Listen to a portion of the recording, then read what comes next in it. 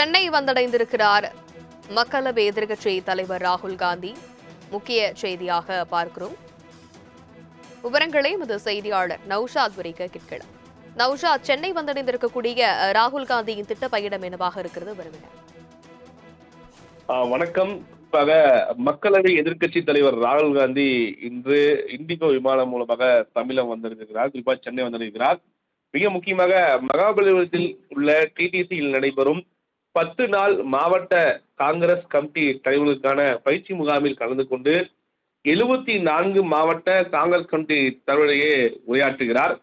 NEET வினாத்தாள் கசிவால் தங்கள் அன்புக்குரிய குழந்தைகளை இழந்த குடும்பங்களையும் ராகுல் காந்தி அவர்கள் சந்திக்கிறார்.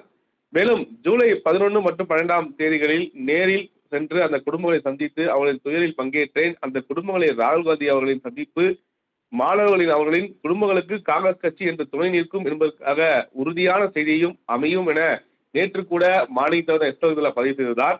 மேலும் 74 மாவட்ட காங்கிரஸ் கமிட்டி தலைவருடன் குடும்ப புகைப்படம் எடுத்துக்கொண்டு அவர்களுடன் மாலை 4 மணி வரை விரிவான கலந்துரையாடலில் ஈடுபடுகிறார்.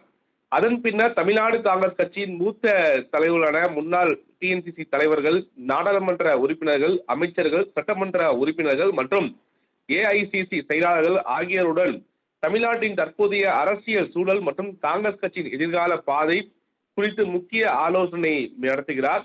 பின்னர் மாலை 7 மணி அளவில் குறிப்பாக விமான நிலையம் சென்றடைந்து டெல்லி புறப்படுகிறார்.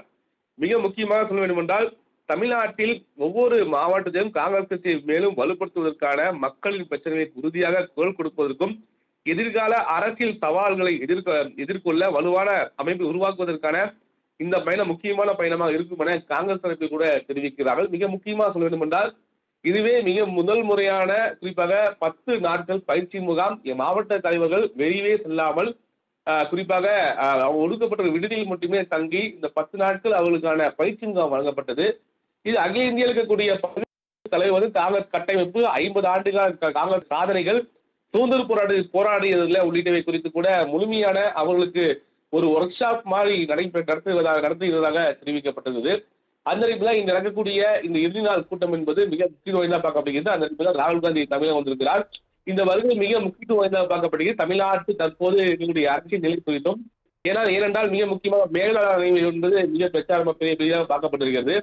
இது குறித்து கூட அவர்களுடைய தலைவருடன் உரையாற்றுவாரா, கேட்டறிவாரா என்ற கேள்வி மென்றிலே தான் தற்போது ராகுல் காந்தி அவர்கள் சென்னை வந்திருக்கிறார்.